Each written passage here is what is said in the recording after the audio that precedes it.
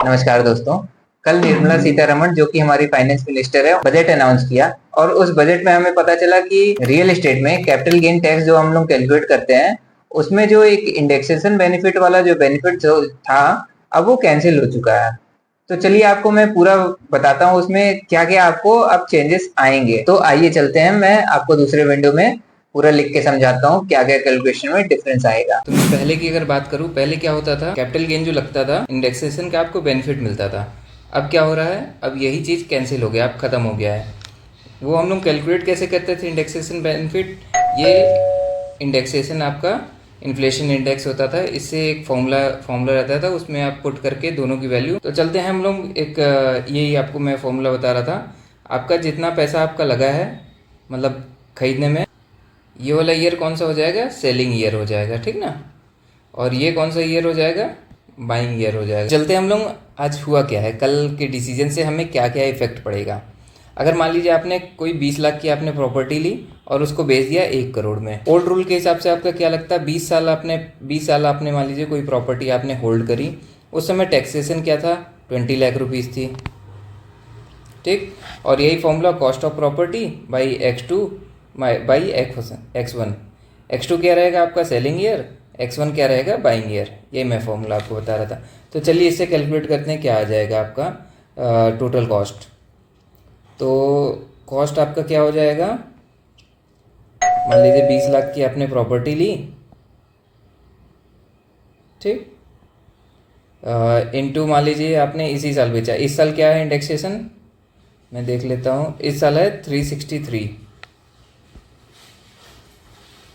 363 divided by, पहले क्या था, मान लीजिए आज के 20 साल पहले आपका 2004 में आपका क्या था, 113 था।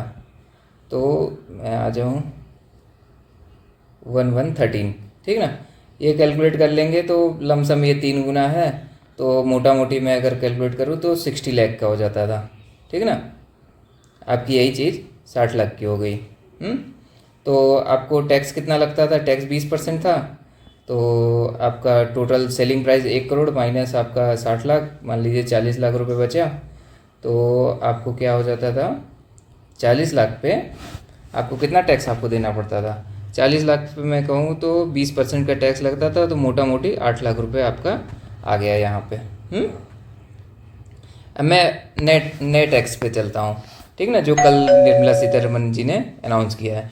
तो उसमें क्या हो गया, टैक्स आपका हो गया 12.5%, ठीक। और अब इसमें कैलकुलेट करते हैं क्या आपको लॉस क्या क्या हो रहा है, कितना आपको लॉस जा रहा है।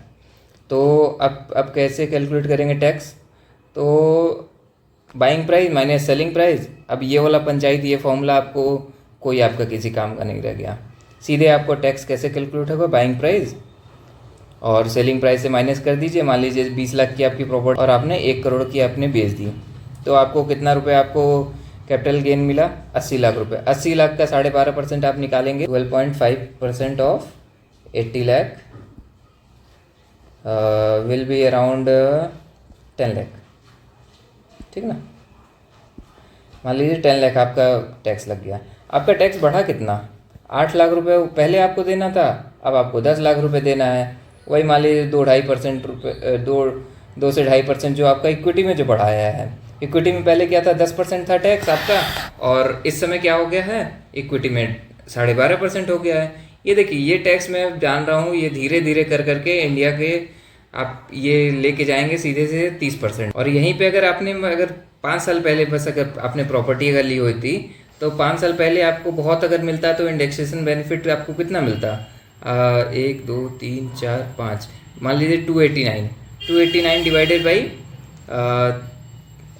363, आपका कितना हो जाता, बहुत होता। तो 1 गुना भी आपका नहीं जा रहा है, 1 गुना नहीं जा रहा, तो आप ये समझ लीजिए कि कुछ हद बहुत ही माइनर आपको चेंज अगर आएगा, अगर आप रिसेंटली अगर प्रॉपर्टी अगर लिए हो। और मैं आपको बता दूं, आपका कोई हार्म नहीं हुआ है, क्योंकि ये जो आपने 80 लाख रुपए आपका जो कैपिटल एप्रिसिएशन जो हो रहा है, वो पहले भी रिबेट था, 2 करोड़ तक आप वो पैसा क्या कर सकते थे, फिर से अगर प्रॉपर्टी में इन्वेस्ट करते तो आपका कैपिटल गेन आपका 0 लग। तो यही लिखा हुआ है इसमें कि या तो फिर आप इन्वेस्ट करिए कहाँ पे, इंफ्रास्ट्रक्चरल बॉन्ड पे, या तो आपने नई प्रॉपर्टी में इन्वेस्ट करना है। तब आपका इनकम टैक्स जो आपका जो लगेगा गेन टैक्स, वो 0 हो जाएगा। देखिए, आप बेचते कब हैं प्रॉपर्टी? आपको जब या तो शादी करना हो अपने बच्चे का, या तो हायर एजुकेशन के लिए विदेश भेजना हो, तब आप बेचते हैं, या तो फिर नई प्रॉपर्टी लेने के लिए बेचते हैं। अगर कोई प्रॉपर्टी पुरानी हो गई, वहाँ पे एप्रिसिएशन नहीं हो रहा है, कुछ आपका फंस गया है, तो आप सेल करते हैं। अगर आप दोबारा अगर प्रॉपर्टी पे इन्वेस्ट कर रहे हैं तो आपको कहाँ कोई हार्म हुआ। मैं ये आपको दिखा दूँ, सेक्शन 54 के तहत आपको मिलता था छूट, और इंफ्रास्ट्रक्चरल बॉन्ड में भी कैपिंग है। यही सारी चीज़ें लिखी हुई हैं, आप ये चीज़ समझ लीजिए।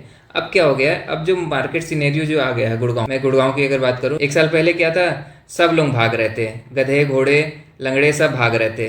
कोई भी आपको प्रॉपर्टी सजेस्ट कर दे, वो उसी का रेट बढ़ जाए। पर देखिए, अब सिनेरियो अब चेंज हो गया है। अब आगे चल के आपको क्या करना होगा, गुड़गांव मार्केट बहुत ज़्यादा इमर्ज कर गई है। अब आपको पिक एंड चूज वाला सिस्टम आ गया है। आपको लोकेशन स्पेसिफिक होना पड़ेगा, बिल्डर कौन सा है उस पर आपको ध्यान देना पड़ेगा, पेमेंट प्लान क्या मिल रहा है उस पर आपको ध्यान देना पड़ेगा, सिटी कौन सी है आपको उसको ध्यान देना पड़ेगा, आपका टिकट साइज कितना है, उस प्रॉपर्टी की वैल्यू बिल्डर प्रोवाइड करवा पाएगा कि नहीं,